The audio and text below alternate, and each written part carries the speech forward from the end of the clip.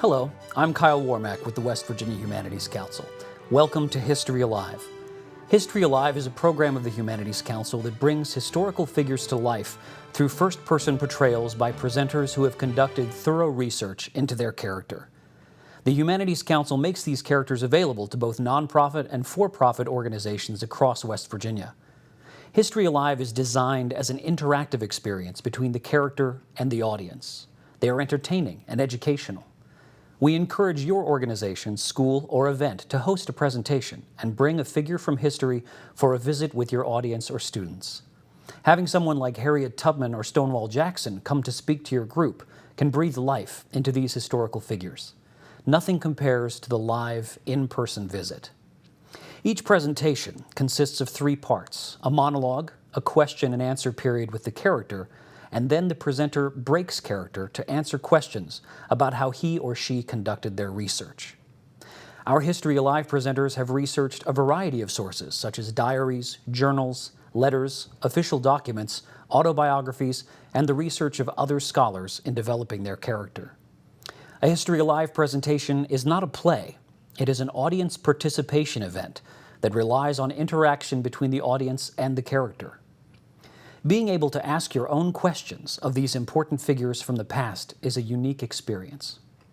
It's difficult to reproduce the feel of an actual History Alive presentation here in the studio.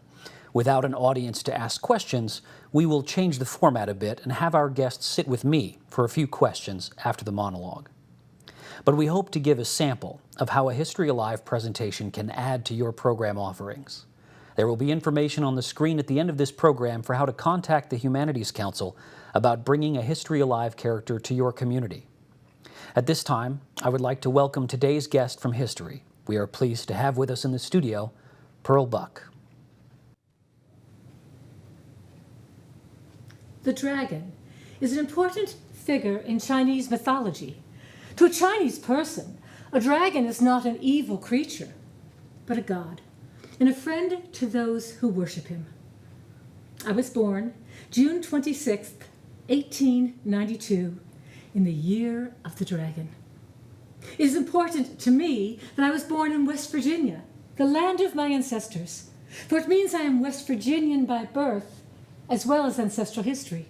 It is equally important to me that I was taken to China when I was but 3 months old, for it meant my home was West Virginia, but my environment was Chinese. In this atmosphere, so delicately and yet so profoundly poised between East and West, I grew to maturity. I often find myself explaining Westerners to Asians and Asians to Westerners. Well, this was not difficult, for I belonged and still do belong equally to both cultures. As I said, I went to China when I was but 3 months old. I spoke Chinese before I spoke English. I came to know and love the Chinese people as my own, and they in turn loved me. But make no mistake about it, the Chinese people made no bones about the fact that my blue eyes were not a proper color, and my hair, which was yellow when I was a child, was considered most unfortunate. Just in case, my nanny, Wang Ama, made a little hat to cover up the unlucky color of my hair, and she embroidered a little Buddha on the front, in case that Christian god my parents worshipped would shirk his duty and not look out for me. But I think it was this bicultural existence that brought me to understand racism in a way very few white people do, because I know what it's like to be treated differently because of the color of my skin. And I will fight all my life to end race prejudice. Indeed, my good friend, Langston Hughes, calls me the Harriet Beecher Stowe of the 20th century. And Walter White, the executive director of the NAACP, said that only 2 white people in America truly understand the American Negro dilemma. And that is myself and my good friend, Eleanor Roosevelt. I think I came to have this belief of equality and justice for all peoples from my mother. We were exiles, living in a foreign land, and all I knew of my home, America, was her fervent, homesick patriotism. She told me that America was the land of the free and the home of the brave. When she died, I longed to keep her memory alive. And so I wrote a book about her. I never thought it would be published. I simply wanted to keep her memory alive for our family. But years later, it was published under the title of The Exile.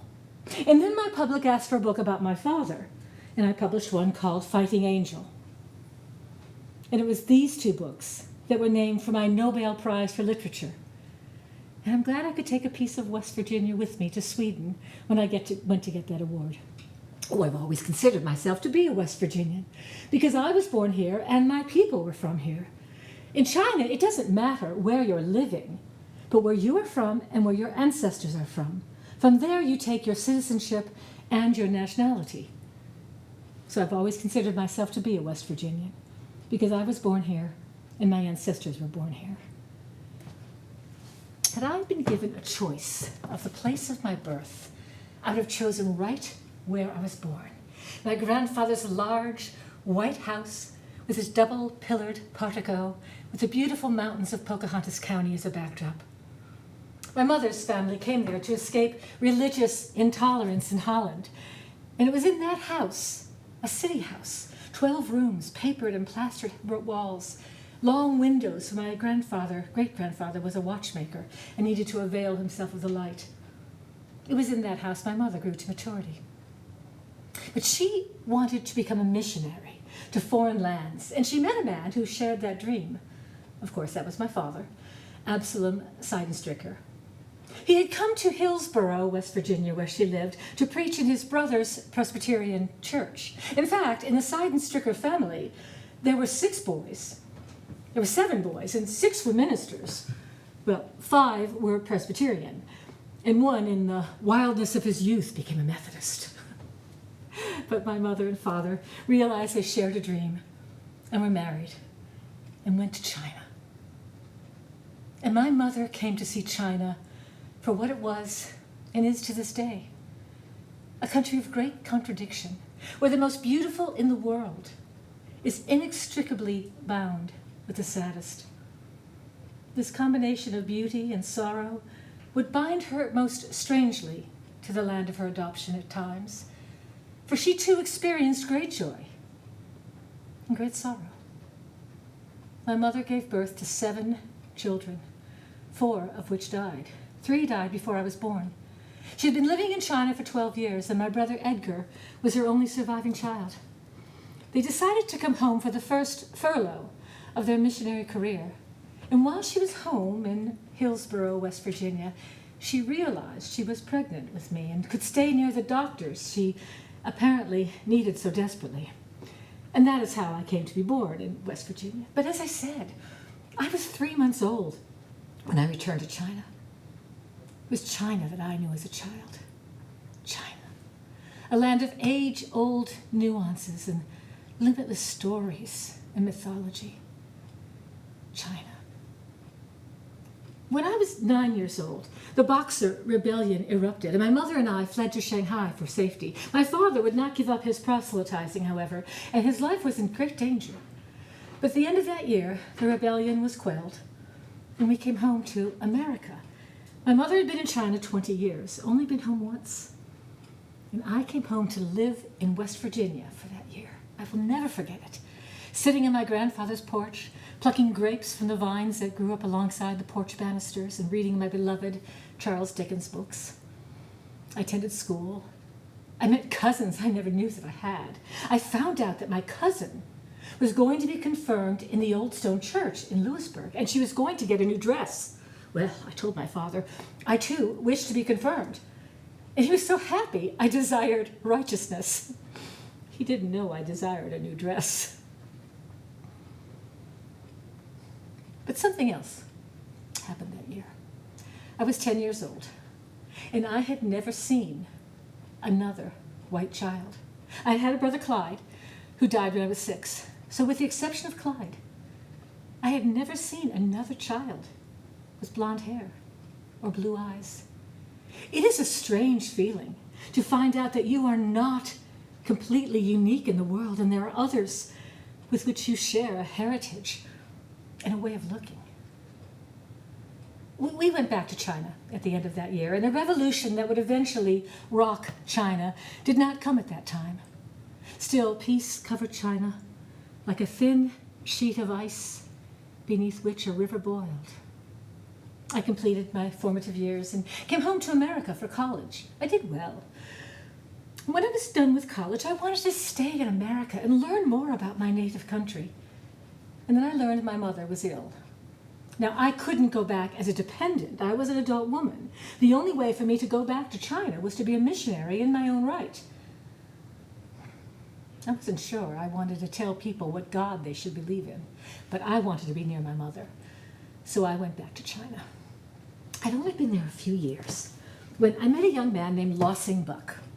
Now, Lossing was with the ministerial movement as well, but not a minister.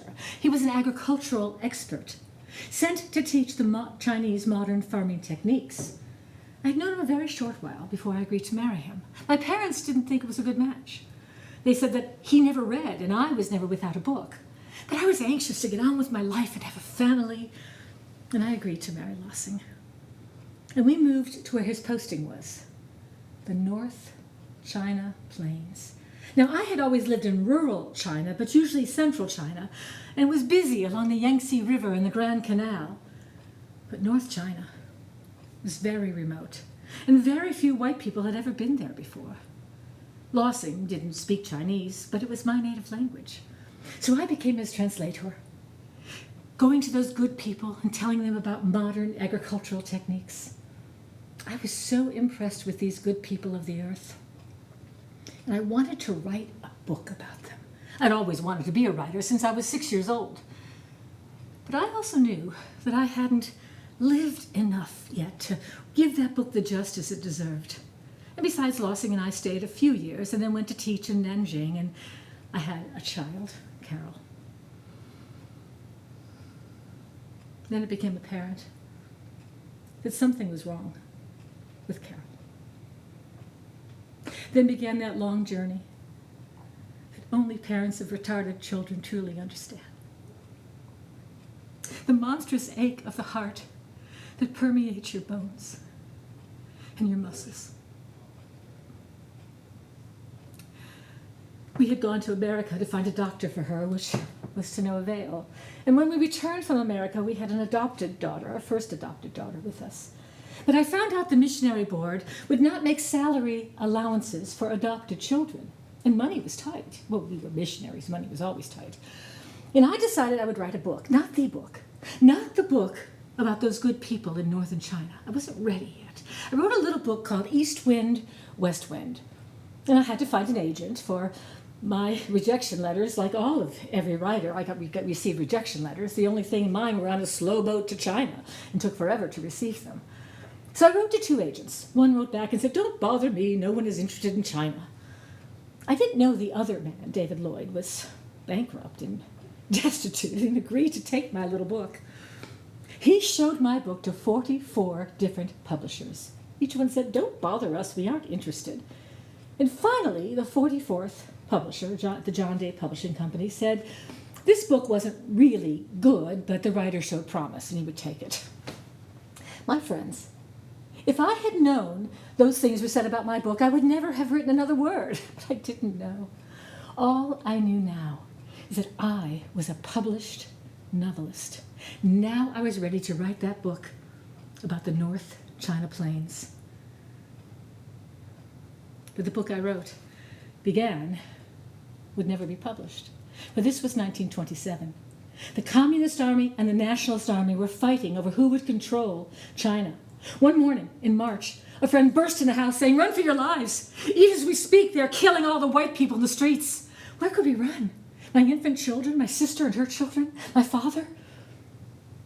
And then, hobbling towards us, on her bound feet, was an old Chinese woman I had helped on many occasions. She said, "Come, hide in my hut. If your children cry, I will pinch my own child so the soldiers think my child is crying. For all children cry in the same language."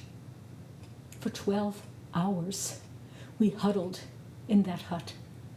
And then the soldiers came and yanked us from the hut and took their guns and went to shoot us. And then one of the soldiers dropped a bullet.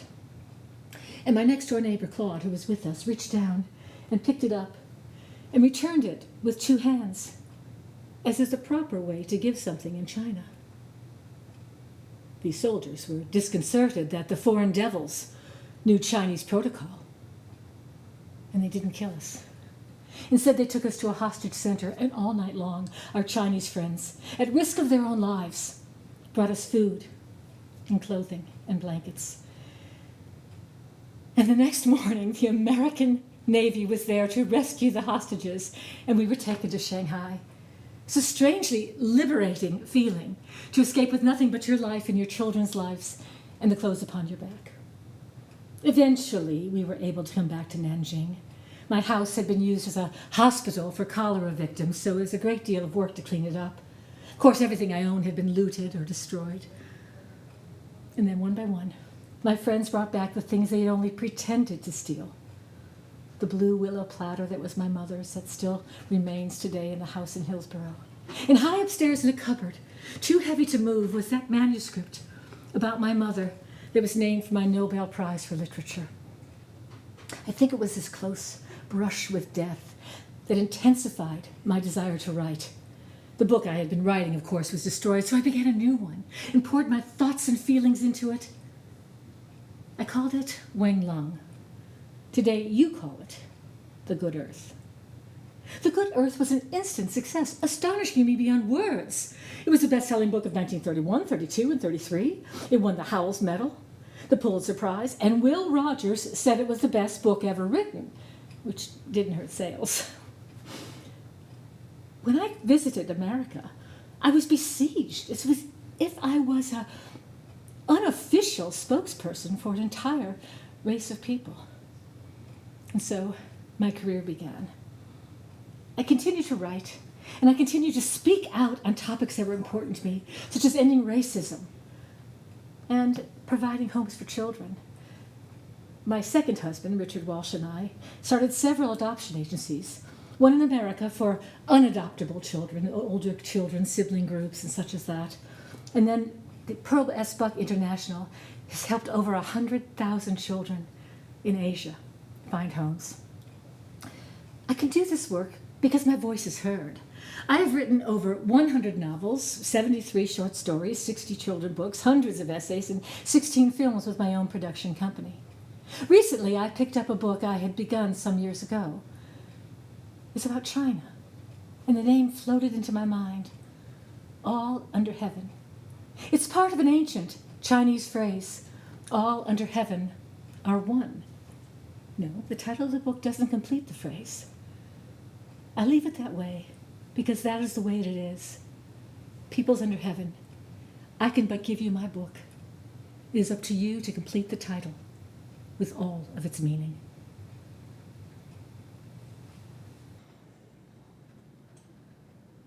As we mentioned at the top of the show, it's difficult to replicate the unique experience of a History Alive question and answer session without a live audience, but I'm lucky enough to fill that role today.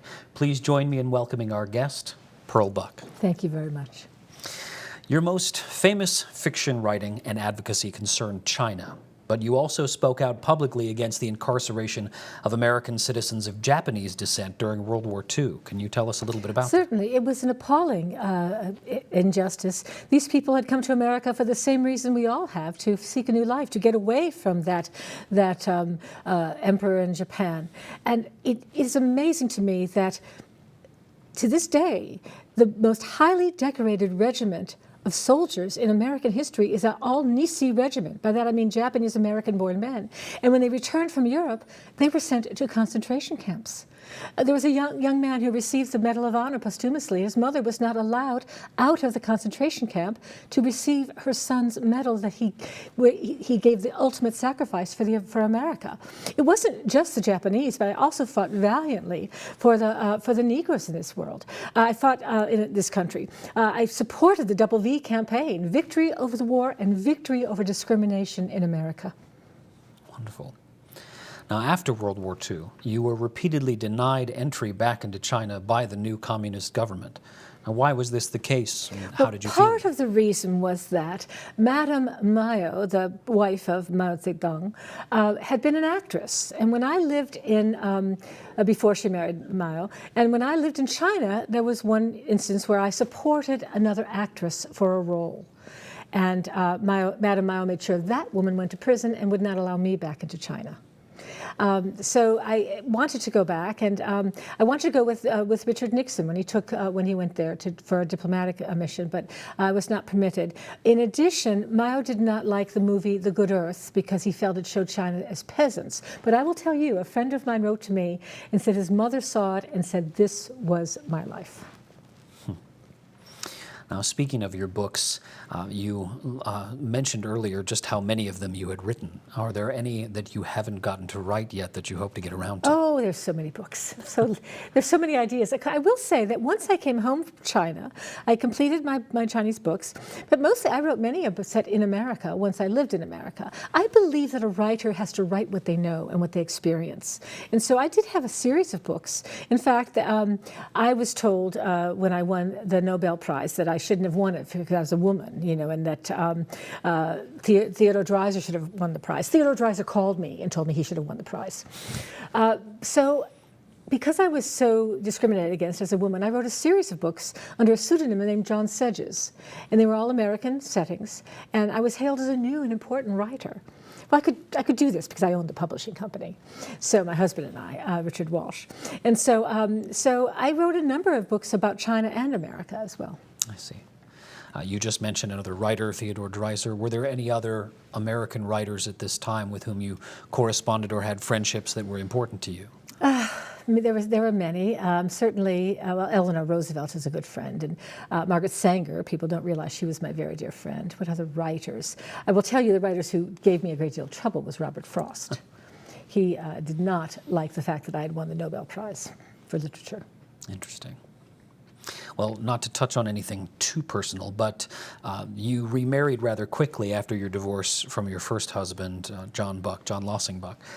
Can you share any insight into that decision? Well, I was married to Lossing Buck for 17 years, and for 17 years I gave all that I could emotionally and figuratively, and for 17 years I received nothing in return.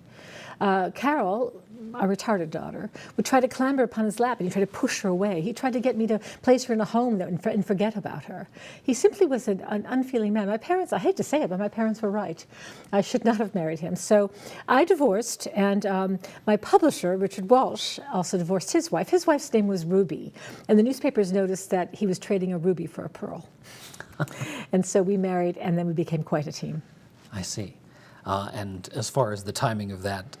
Well, Ruby and I went to Las Vegas together for the month it took to get a divorce in Nevada.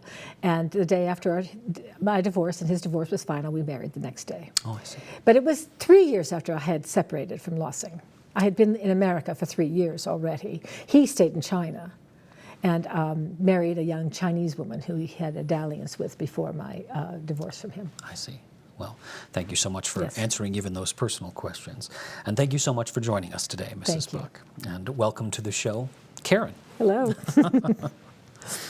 Now, Karen, you've portrayed many characters for the History Alive program through the years, and I don't think the demand for Pearl Buck has ever slowed. What do you think Pearl's appeal is?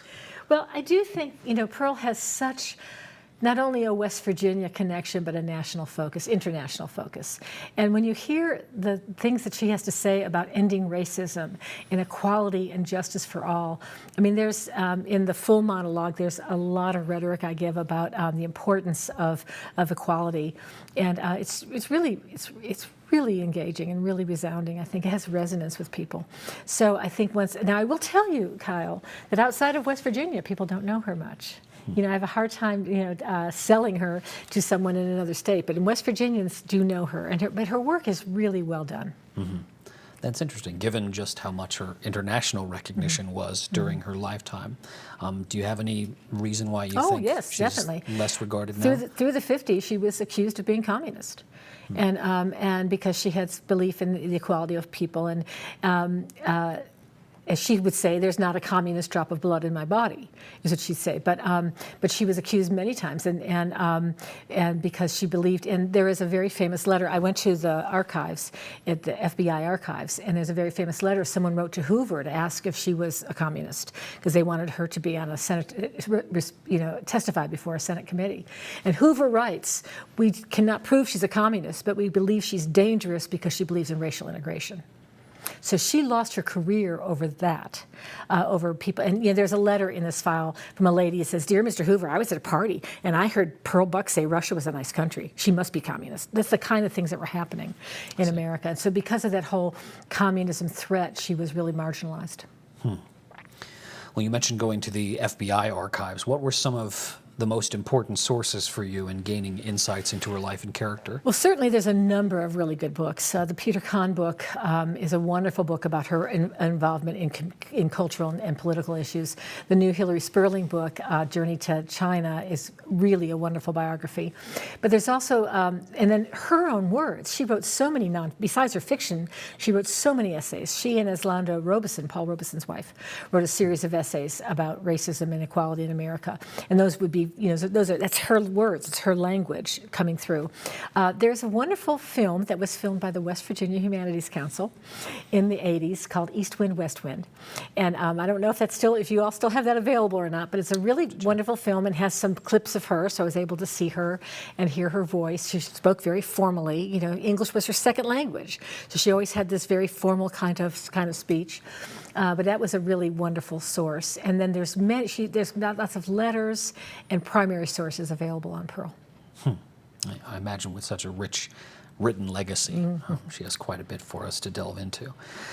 Now, I mentioned that you have done this type of historical portrayal for a very long time. What keeps Pearl fresh for you through the years?